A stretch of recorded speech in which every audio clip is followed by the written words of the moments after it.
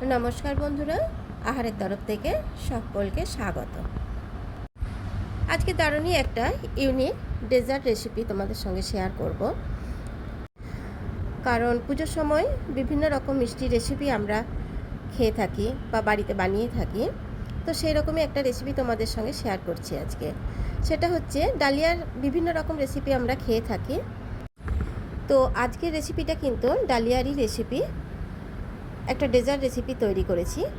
तो चलो देखे नी रेसिपिटा पुरोटा।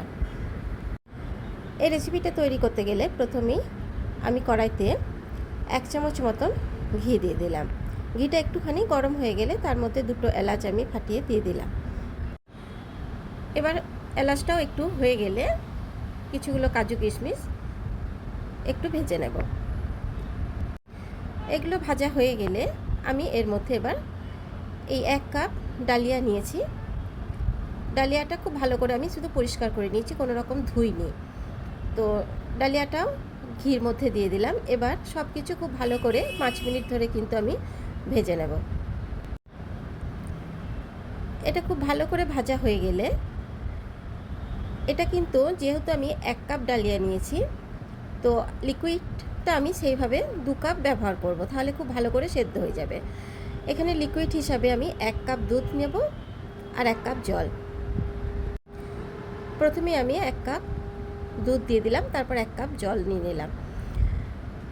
1 কাপ ডালিয়ার জন্য কিন্তু এই পরিমাপটা ভীষণই ভালো, তাহলে খুব সুন্দর সেদ্ধ হয়। এবার খুব সামান্য লবণ দিয়ে দিলাম। এবার ঢাকা দিয়ে 5-7 মিনিট আমি ওয়েট করব। এই যে 5-7 মিনিট পরে দেখাচ্ছি, একটু নাড়াচাড়া করে নিয়ে আবারও ঢাকা দিয়ে দেব, কারণ আমি দেখে নিলাম যে কতটা সেদ্ধ হয়েছে।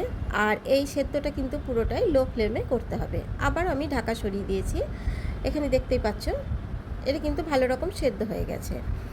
এবার আমি এখানে 1 কাপ মতন গুড় ব্যবহার করলাম। তোমরা এটা কিন্তু চিনিও ব্যবহার করতে পারো, তবে চিনি দিয়েও আমি করে দেখেছি, চিনির থেকে কিন্তু গুড় দিয়ে খেতে বেশি ভালো লাগে এই হালুয়াটা।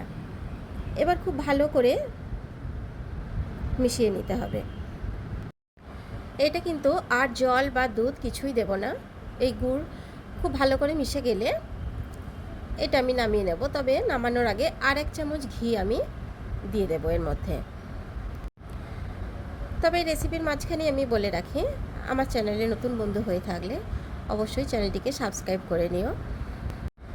আর নতুন পুরনো সকল বন্ধুদের বলছি, এই রেসিপি দেখার পর একটা লাইক করে দিও। তোমাদের একটা লাইক কিন্তু আমাকে নতুন ভিডিও তৈরি করতে খুবই ইন্সপায়ার করে। তো যাই হোক, এই যে পুরো রেসিপিটাই তৈরি হয়ে গেছে। আর 1 চামচ ঘি দিয়ে দিলাম। এবারে হালুয়াটা সম্পূর্ণ কমপ্লিট, আমি নামিয়ে নেব।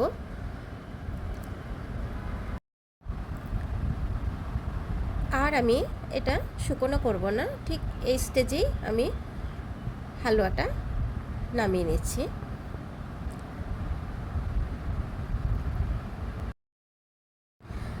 ডালিয়ার অনেক রকম রেসিপি খাওয়ার পর এই রেসিপিটা তোমাদের কেমন লাগলো অবশ্যই কমেন্ট বক্সে জানাবে।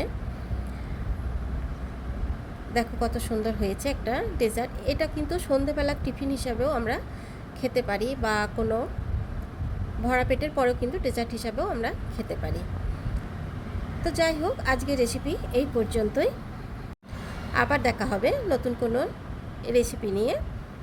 ততক্ষণের জন্য খুব ভালো থেকো, টাটা।